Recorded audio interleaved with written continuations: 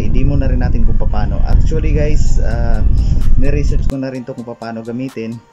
At sasabihin ko sa inyo kung anong klase, matibay ba o hindi, o recommendable ba siya or hindi. And ito guys, bubuksan po natin ang isa pong cordless yan, hand drill or screw drill, mga screw. Yan, pwede siyang screw and drill. Yan, isa-isahin ko po sa inyo mga idol. Sa package nito mga idol, meron siyang kasamang charger at yung battery. Yung battery nito mga idol, dito po ang kanyang socket para saksakan ng battery. Yan, saksak mo lang siya dyan.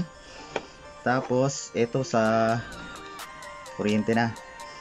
Yan, malalaman yung mga idol kasi ang pagsaksak nito, lalabas ito pula. Pero pag nag full charge siya, kulay green na siya mga idol. Yan, sa package kasama rin yung ito, yung pinaka cordless drill natin. Yan, i-demo ko sa inyo mga idol kung paano gamitin ito napakadali.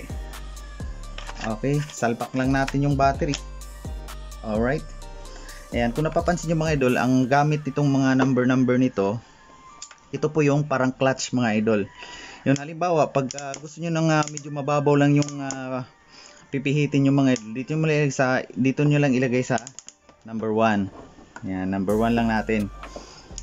Ibig sabihin nun, pagka bumao na siya sa tamang sukat mga idol, hindi na siya mapipwersa. Pero kung gusto niyo ng mga malalim ang inyong i-screw mga idol or gamitin niyo yung pagbubutas, yan, yung drill. Yan, marami siyang kasamang drill bits at saka merong screw. Yan, kung napapansin niyo mga idol, marami. Tapos meron din siyang mga ganyang mga socket wrench. Meron din sila dito. Kompleto yan mga idol. At saka kung may mga dukutin mga idol, ito nagagamit ko siya. Yan, pakita ko sa inyo kung paano gamitin ito. Actually guys, tinisting ko na to kagabi. Napakagandang produkto na to. Halimbawa mga dukutin ganyan mga idol. Ito. May ikot yan. Tapos pagka medyo madili mga idol, hindi kayo mahirapan kasi meron siyang ilaw. Alright. Tapos meron siyang speed. Pag nasa 1 mga idol, medyo mahina. Pagka sa number 2 naman mga idol, malakas yan. Okay, yun lang, napakasimple. Yan, simple lang. Pagkabit dito, normal lang Kaganyan lang natin. Pero wala siyang lock.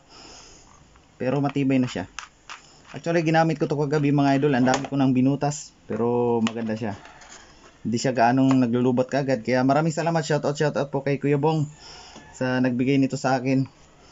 At meron na naman tayong panibagong review sa ating YouTube channel. Yun lang po. Maraming salamat. At